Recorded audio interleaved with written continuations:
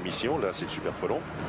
Les lynx, les dauphins et les panthères ont des missions à peu près sensiblement identiques avec la sûreté rapprochée des forces navales et les missions d'action de l'État en mer et des services publics. Missions de police, de recherche, de sauvetage. Vous le voyez, les troupes à pied ont commencé leur descente des Champs-Élysées. Elles sont encore assez loin de la place de la Concorde. Elles n'ont pas encore atteint les chevaux de Marly. Et tout de rouge vêtu, pour la première fois sur les Champs-Élysées, les troupes marocaines de la garde de Sa Majesté le roi Hassan II. La garde royale, dit aussi la garde noire, tout de rouge vêtu avec le turban bleu. Je pense que nous verrons la ceinture verte également. Et le défilé de la garde royale commence par la clique.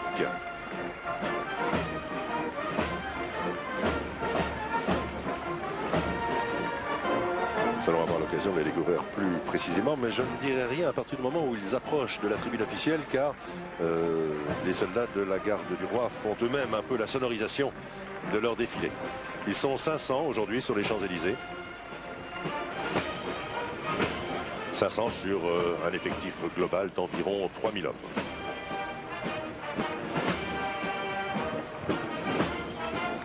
Tout à l'heure, on vous a tout dit sur cette garde royale. On vous a dit qu'elle était née en 1088 de l'ère chrétienne, au temps du sultan almoravide Youssef ibn Tarkhin. Et cette garde a survécu au siècle. C'est probablement l'une des plus vieilles troupes du monde. Vieille par le passé, mais jeune et extrêmement dynamique dans l'armée marocaine.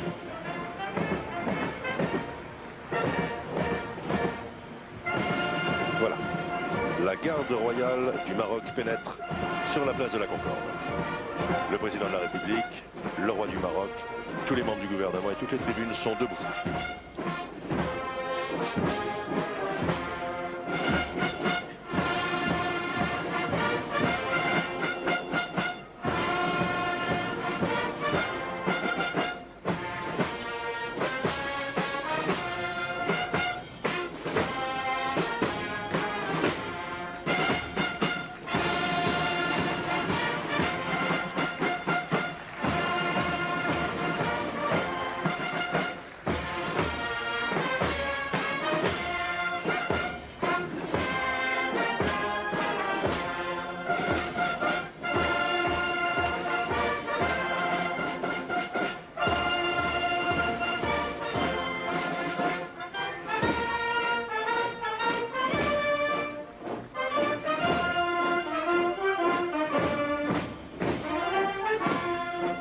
Derrière le colonel Zbiri Mustafa, les compagnies d'infanterie de la garde.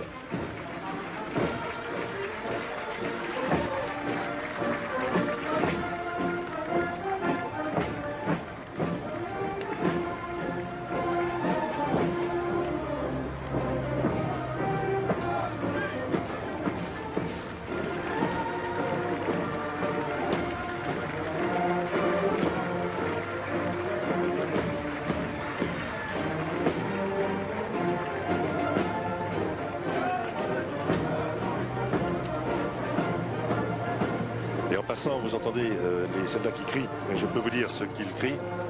Ils crient Dieu, la patrie, le roi.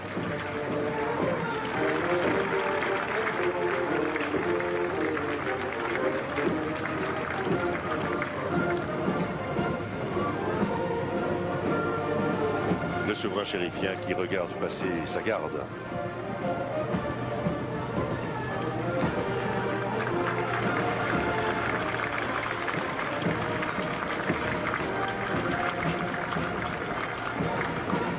Bien sûr, ce n'est pas la première fois que des soldats étrangers défilent sur les Champs-Élysées.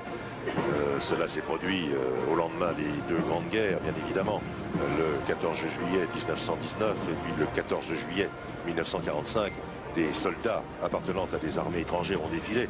Il s'agissait de soldats américains, anglais, tous les alliés qui avaient combattu pour la libération du pays ont défilé ces années-là sur les Champs-Élysées. Mais dans l'histoire de la Ve République, en revanche, c'est la première fois qu'une unité constituée typiquement étrangère, c'est-à-dire appartenant à un pays étranger, défile. En effet, des Allemands avaient défilé, mais ils appartenaient à l'Eurocorps, à l'époque à la brigade franco-allemande. Donc on pouvait dire qu'ils défilaient à côté de leurs camarades français. Ils n'étaient pas là vraiment en tant qu'armée allemande, mais en tant qu'armée prémisse de l'armée européenne.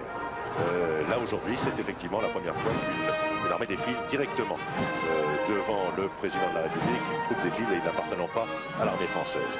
C'est d'ailleurs une des raisons pour lesquelles vous n'avez pas vu le général gouverneur militaire de Paris, vous n'avez pas vu non plus le général qui commande le défilé aujourd'hui devant, c'est-à-dire le général Henri de Broissia. Vous n'avez pas vu devant la garde royale. Le général de Broissia arrive maintenant sur son véhicule de commandement, il suit la garde. La garde était avec sa musique, son drapeau et ses compagnies d'infanterie, mais n'étant pas sous l'ordre d'un général français, n'appartenant pas à l'armée française, ce n'est pas le général commandant le défilé qui était devant la garde royale. Voici le général de Broissia qui commande donc, qui est adjoint territorial du gouverneur militaire de Paris et qui est commandant d'armes délégué de la place de Paris, qui commande le défilé des troupes à pied.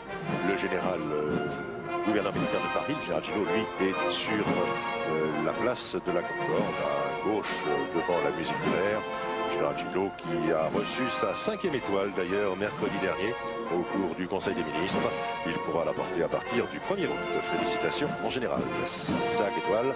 Il n'y a que 7 officiers généraux de l'armée de terre qui peuvent remporter autant sur les manches. Alors, comme le veut la tradition, le défilé du 14 juillet commence toujours par le défilé des écoles, en commençant par la première d'entre elles, l'école polytechnique.